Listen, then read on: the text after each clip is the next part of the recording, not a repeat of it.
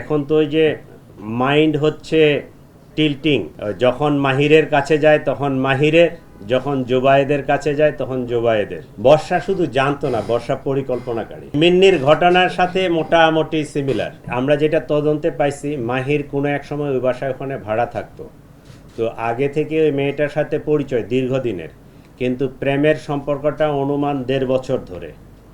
আগে তো ছোট ছিল, ওই একজন আরেকজনকে চিনতো, জানতো, প্রতিবেশী। প্রেমের সম্পর্কটা 1.5 বছর ধরে। জোবায়েদ 1 বছর ধরে মেয়েটাকে পড়াচ্ছে, সে জগন্নাথ বিশ্ববিদ্যালয়ের ছাত্র। একমাত্র স্মার্ট সিটি বসুন্ধরা, আধুনিকতায় এক ধাপ এগিয়ে। মেয়েটা এর প্রতিও দুর্বল হয়ে যায়, জোবায়েদের প্রতি। এই এখন তো ওই যে মাইন্ড হচ্ছে টিল্টিং, যখন মাহিরের কাছে যায় তখন মাহিরের, যখন জোবায়েদের কাছে যায় তখন জোবায়েদের। তো মাহিরকে সে বলছে যে জোবায়েদকে না সরাতে পারলে আমি আসলে তোমার থাকতে পারবো না। এই কথা থেকেই তারা জোবায়েদকে সরায় দেওয়ার পরিকল্পনা করে।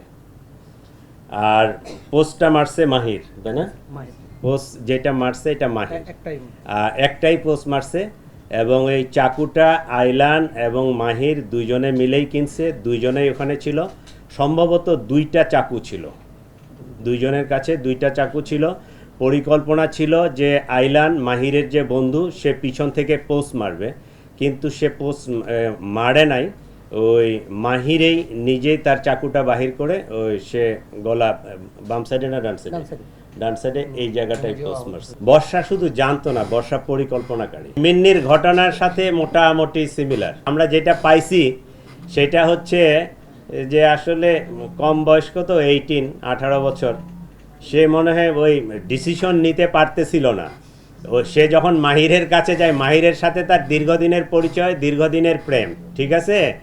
সে মাহিরের কাছে যখন গেছে, মাহিরকে সে বলছে যে জুবায়েরকে না সরালে আমি আসলে তার কাছ থেকে সরে আসতে পারবো না।